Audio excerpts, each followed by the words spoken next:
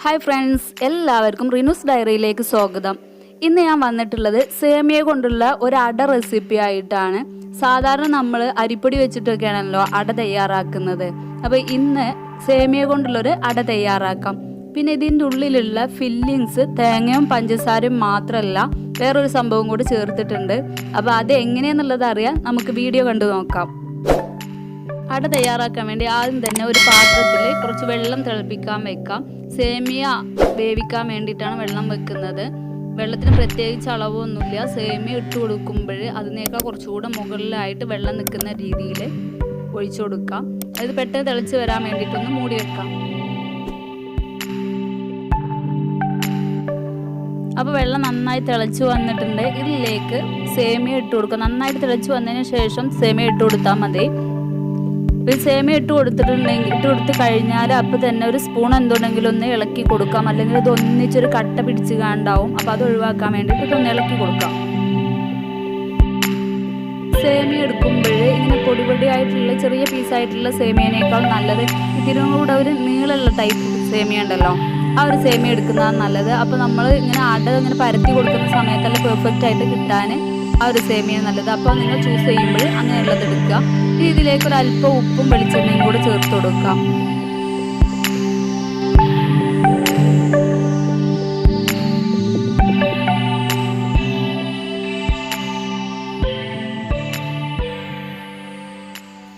ഇനി ഈ സേമിയ ഒന്ന് വേവിച്ചെടുക്കാം. കൂടുതൽ സമയമൊന്നും എടുക്കില്ല. ഒരു 1-2 മിനിറ്റ് ഒക്കെ ആകുമ്പോഴേക്ക് സേമിയ വെന്ത് കിട്ടും.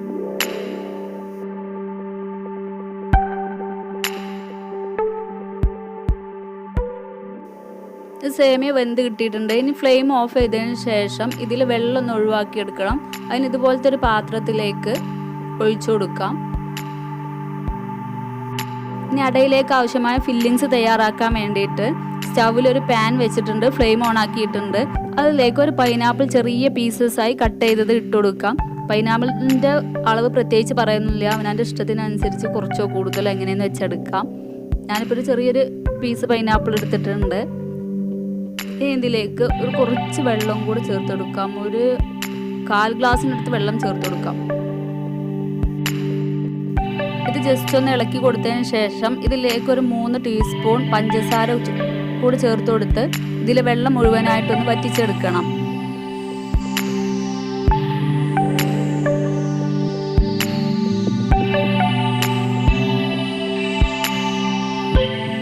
ഇതിൽ വെള്ളം ഏകദേശമൊക്കെ വറ്റി തുടങ്ങിയിട്ടുണ്ട്.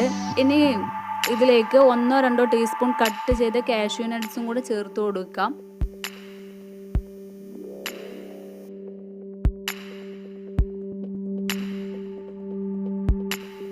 ഇനി ഇതിലേക്ക് 1 ടീസ്പൂൺ നെയ്യ് കൂടെ ചേർത്ത് കൊടുത്ത് നന്നായിട്ടൊന്ന് വഴറ്റിയെടുക്കാം. നെയ്യ് ചേർത്ത് വഴറ്റിയെടുത്ത് ഒന്നുകൂടെ ഒന്ന് ഡ്രൈ ആയി തുടങ്ങുമ്പോൾ ഇതിലേക്ക് ചിരകിയെടുത്ത് തേങ്ങ കൂടെ ചേർത്ത് കൊടുത്ത് നന്നായിട്ടൊന്ന് മിക്സ് ചെയ്തെടുക്കാം.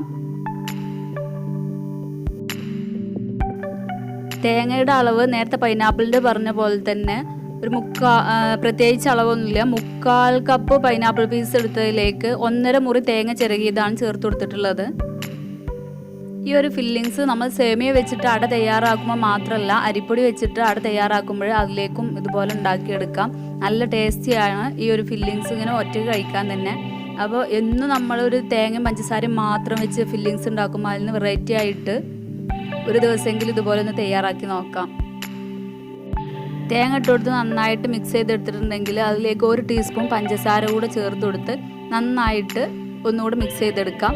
എന്നിട്ട് ഫ്ലെയിം ഓഫ് ചെയ്യാം.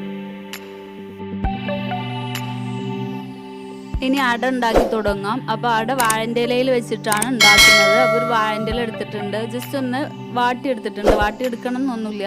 നമ്മൾ അട മടക്കി കൊടുക്കുന്ന സമയത്ത് വാഴയില പൊട്ടി പോകാതിരിക്കാൻ വേണ്ടിയിട്ടാണ് ജസ്റ്റ് ഒന്ന് വഴറ്റിയെടുത്തിട്ടുള്ളത്. ഇതിലേക്ക് വേവിച്ച് വെച്ച സേമിയ വെച്ചെടുത്തൊന്ന് പരത്തി കൊടുക്കാം. ഇങ്ങനെ പരത്തി കൊടുക്കുമ്പോൾ നമ്മൾ കയ്യിലേക്ക് സേമിയ ഒട്ടി പിടിക്കുന്നുണ്ടെന്നുണ്ടെങ്കിൽ കൈ ഒന്ന് വെള്ളത്തിൽ മുക്കിയെടുക്കുക, അല്ലെങ്കിൽ കയ്യിൽ കുറച്ച് എണ്ണ പുരട്ടി കൊടുക്കുക ചെയ്താൽ മതി.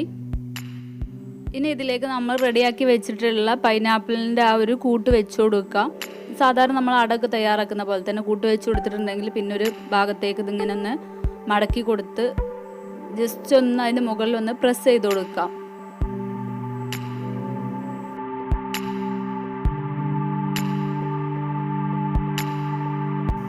ഇതുപോലെ ബാക്കിയുള്ള എല്ലാ അടയും ചെയ്തെടുക്കാം.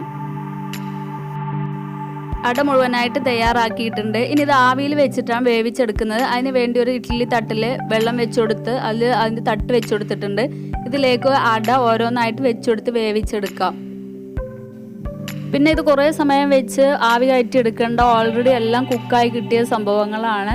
അപ്പോൾ ഒരു 1-2 മിനിറ്റ് സമയം ആവി കയറ്റിയെടുത്താൽ മതി.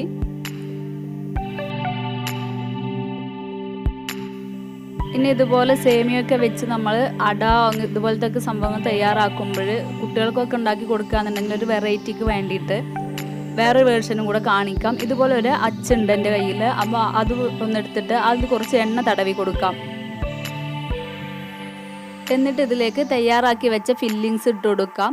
അതിനുശേഷം തയ്യാറാക്കി വെച്ചിട്ടുള്ള സേമിയൻ്റെ ഒരു കൂട്ട് വെച്ച് കൊടുത്തൊന്ന് പ്രസ് ചെയ്ത് കൊടുക്കാം. പ്രസ് ചെയ്യുമ്പോഴാണ് ആ കറക്റ്റ് ഷേപ്പിൽ കിട്ടുക. ഇതിൻ്റെ മുകളിൽ കുറച്ചുകൂടെ ഫില്ലിങ്സ് വെച്ച് കൊടുക്കാം. എന്നിട്ട് വീണ്ടും ഇതിൻ്റെ മുകളിലായിട്ട് സേമിയൻ്റെ ആ ഒരു കൂട്ടുകൂടെ വെച്ച് കൊടുത്ത് ജസ്റ്റ് ഒന്ന് പ്രസ് ചെയ്ത് ഇത് ഇഡ്ഡലി ചെമ്പിൽ അതേപോലെ വെച്ച് കൊടുത്ത് ആവിയിൽ വേവിച്ചെടുക്കാം. ഇനി എല്ലാവരുടെ കയ്യിൽ ഇതുപോലെ അച്ചൊന്നും ഉണ്ടാവില്ല. അപ്പോൾ ഇതിന് പകരം നമ്മൾ ഇഡ്ഡലി ചെമ്പിൽ ഇഡ്ഡലി തട്ടുണ്ടല്ലോ, അതിൽ ഇതുപോലെ ആദ്യം ഫില്ലിങ്സ് വെച്ച് കൊടുത്ത് അതിന് മുകളിൽ സേമിയൻ്റെ കൂട്ട് വെച്ച് കൊടുത്തിട്ട് ഇതുപോലെ അങ്ങനെ ഉണ്ടാക്കിയെടുക്കാം. ഇലയിലൊന്നും പരത്തി ബുദ്ധിമുട്ടേണ്ട ആവശ്യമില്ല. അപ്പോഴിതാ ഇലയിൽ വേവിക്കാൻ വെച്ചിട്ടുള്ള അടയും വെന്ത് കിട്ടിയിട്ടുണ്ട്.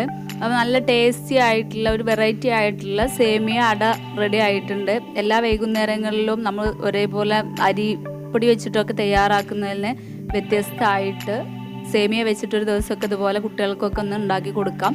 നിങ്ങൾക്ക് എല്ലാവർക്കും ഇഷ്ടപ്പെട്ടിട്ടുണ്ടാവും എന്ന് വിചാരിക്കുന്നു.